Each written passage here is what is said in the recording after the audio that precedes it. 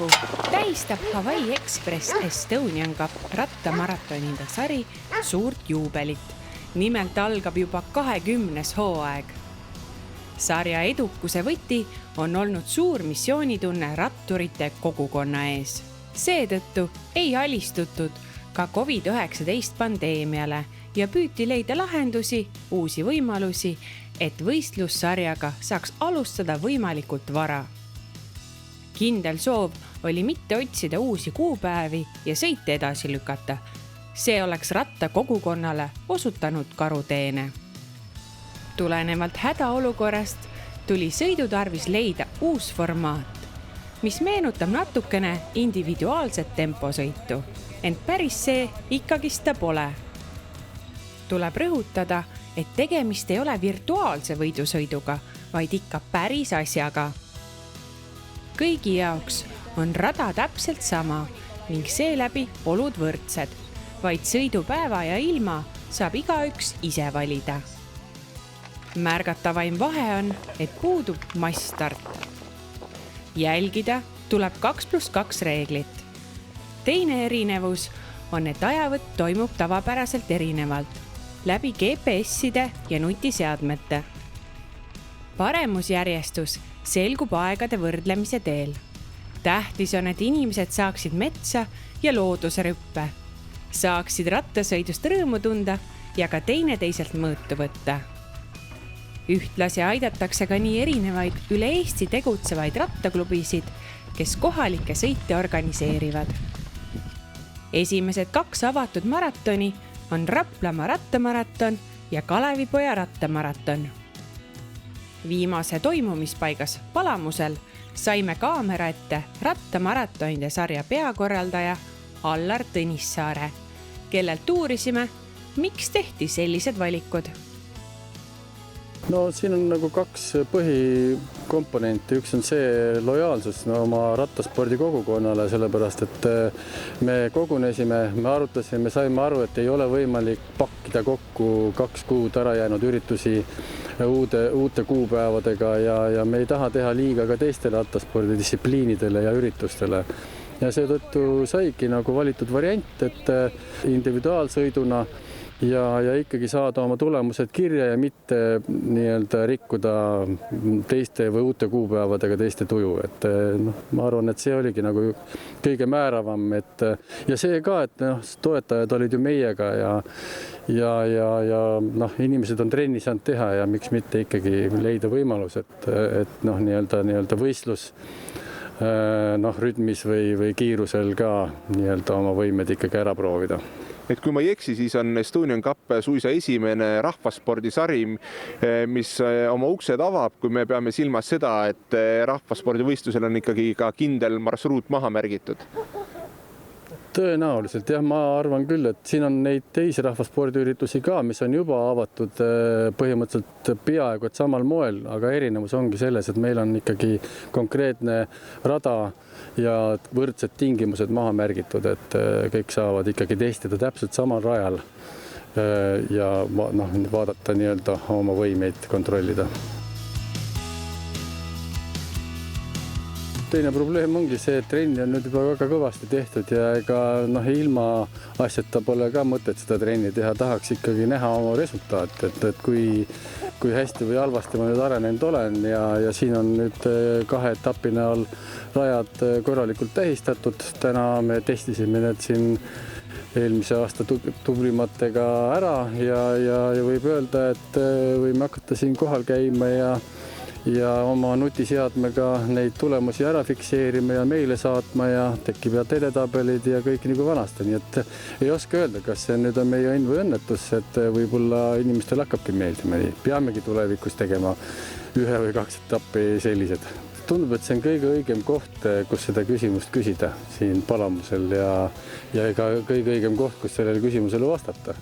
Sellepärast, et ma arvan, et Eestimaal ei ole üheski kohas 1 ruutmeetril või elanikust nii palju profirattureid sündinud kui siin. ja eks rahvaspordiürituse korraldamine on tegelikult ka üks arvestatav osa siseturismist ja mis saab olla missiooni mõttes toredam, kui siia jäetakse korraldavale klubile väike kopikas ja võõrustajatele väike kopikas ja seda tehakse kõike mõistlikul moel. Et noh, see paneks ka väikest viisi selle vaatamata koroonale jälle ütleme selle nii-öelda raha vereringi käima ja mina väga loodan ja Estonian Cupi missioon ongi, et need korraldavad klubid, et siit tuleb jälle uusi Ause ja Auge ja Pütsepaid ja Tombakuid ja see nimekiri on pikk, kes siit kandist pärit on proffe.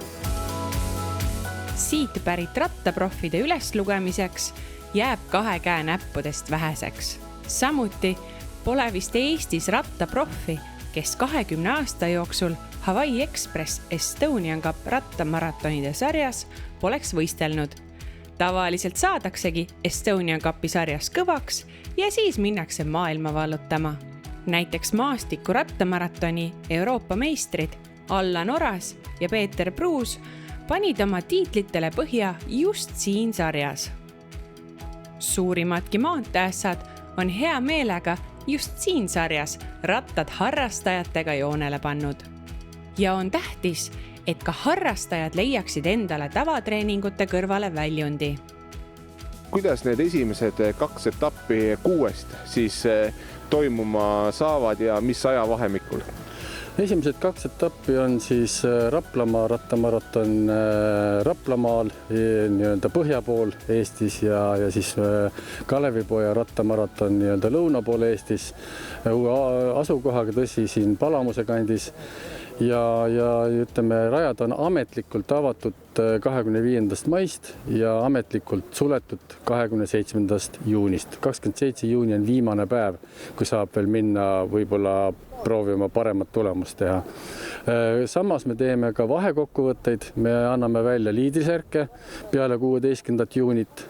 Ehk siis teisisõnu, kui tahad liidrisärgi arvestuses kõrgele kohale jõuda, siis oleks selleks ajaks vaja 2 etappi hea tulemusega läbi sõita ja samas sa saad uuesti veel korra proovida siis nii-öelda selle kuu teisel poolel enne siis kuni 27. juunini, et siis väljastame uued liidrisärgid.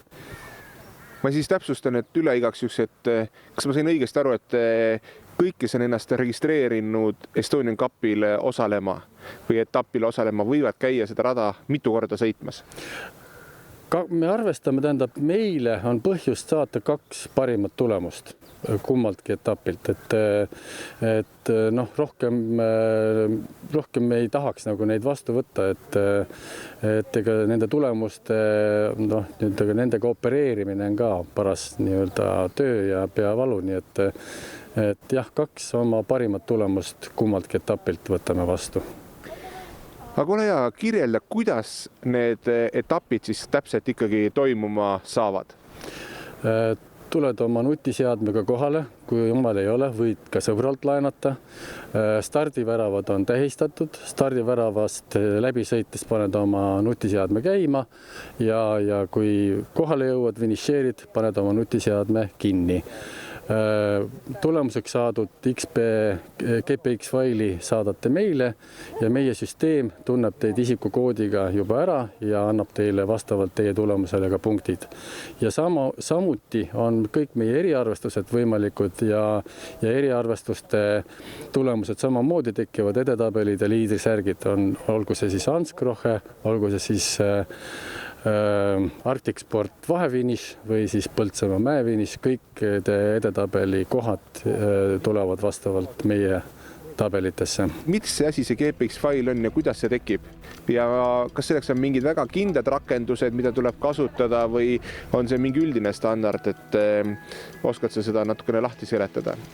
Ka mina olen ka vanakoolimees, et nii hästi ei oska kui meie noorem generatsioon, aga neid seadmeid, mida see süsteem ära tunneb, on rohkem kui 8 mulle öeldi, nii et olgu see siis Endomondo, olgu see nutikell, neid Fitbit, neid seadmeid on veel, millega siis GPX fail tekib ja siis nii-öelda elektroonilisel teel saadate selle meile ja meie süsteem juba suudab selle ära lugeda.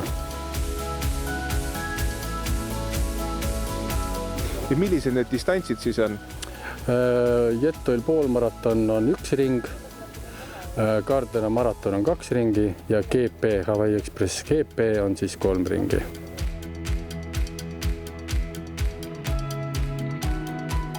Üks oluline asi on veel see, et need rajad on lahti sisuliselt kuu aega, üle kuu tegelikult mõni päev, aga see tähendab ju seda, et ei ole kohapealset nii-öelda toitlustamist teeninduspunktides ja ei ole ka rajajulgestust, et need on vist väga olulised asjad, mida siis sõidule tulija peab meeles pidama.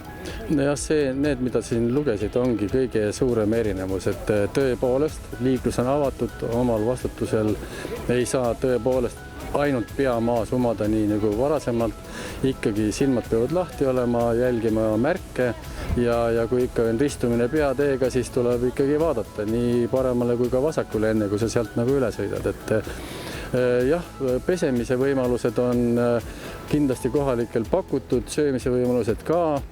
Just nimelt tulge ja külastagegi neid suurepäraseid kohti. Loodetavasti ilmad lähevad paremaks, on ju järvesid ja kõike, mida siin saab nagu käia ja vaadata ja loomulikult eriti tahaks rõhutada veel seda, et ärge võtke seda nagu mingi tööna või mingisuguse tohutu rassimisena, et võtke seda ikkagi nagu siseturismi ja vaadake ka juba eelnevalt, kuhu te lähete ja mis seal veel võimalik teha on, et see oleks hästi tore, kui inimesed hakkaksid just nüüd hoopis teistmoodi suhtuma nagu rahvaspordiüritusel käimisele. Ja ärge unustage ka sõidu ajal ringi vaadata, eks ole, sest ju rajad on ikkagi maalilised ja vägevad. Jah, no täna ise nägite, et sõitsime ringi ja siin Palamuse kandis ja ka samamoodi Rapla kandis ikka tõesti hingematvalt kauneid kaadrid on ja tõesti, ega sellised inimesed on ka kõik teretulnud, kellel ei ole kindlasti see naabrist parem eriti vajalik, et ongi, hoia silmad lahti ja vaata, kui ilusasse kohta sa sattusid. Ja lõpetuseks tuleks viia siia samas Palamuse kirikusse väike küünal ka, et ikkagi ilm püsiks ja kõik hästi läheks. No see ongi põhiline rahvaspordi ja üldse ürituste korraldajatele, et selleks, et ilm püsiks ja kõik kulgeks hästi, on tingimata vaja viia üks küünal kirikusse ja siis küll kõik asjad hästi lähevad.